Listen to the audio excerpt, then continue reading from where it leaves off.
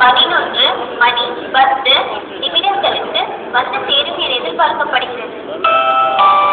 यात्रियों कृपया ध्यान दीजिए, गाड़ी नंबर 612 तिरुवनंतपुरम से दिंडुक्कल तिरुचिरापल्ली वेलुपुरम के मार्ग से चेन्नई एयरपोर्ट तक जाने वाली एक्सप्रेस प्लेटफॉर्म नंबर 1 पर 11 बजे 10 मिनट पर आने की संभावना है.